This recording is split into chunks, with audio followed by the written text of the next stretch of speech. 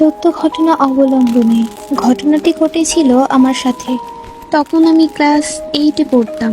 তখন করোনা ভাইরাসের জন্য আমাদের স্কুল বন্ধ দিয়েছিল, তাই আমি আর আমার আম্মু নানু বাসায় চলে যাই। আমার আম্মু প্রতিবারই ঢাকায় গেলে ডাক্তার দেখাতে যায়, তো ওইবারও আম্মু ডাক্তার দেখাতে গিয়েছিল। আমার আম্মু ঢাকার রাস্তাঘাট না চেনায় আম্মু মামাকে নিয়ে নেয়, সাথে আমিও যাই।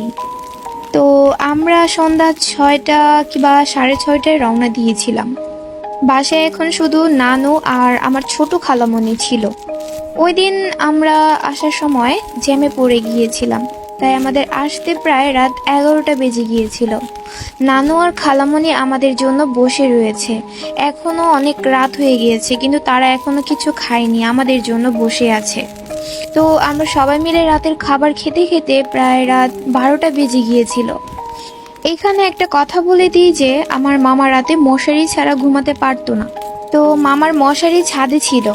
আমার মামা ছিল একজন সাহসী মানুষ, তিনি এসব জিন ভূত কিছুই ভয় পায় না। তিনি ওই রাতে রাত 12টার সময় ছাদে চলে যায়। মামা যখন ছাদে মশারি নেওয়ার জন্য যায়, মামা অনুভব করে যে মামার পিছনে কেউ আছে। তাই মামা পিছনে একবার ফিরে তাকায়। তারপর মামা দেখতে পায় এক ঝাঁক বাদুড় মামার সামনে দিয়ে উড়ে যাচ্ছে। তাই মামা তাড়াতাড়ি মশারি নিয়ে নেমে পড়ে। তারপর নিচে এসে আমাদের সব ঘটনা খুলে বলে যে মামা ছাদে গিয়েছিল, তার সাথে কি কি ঘটেছে। মামা আমাদের বলে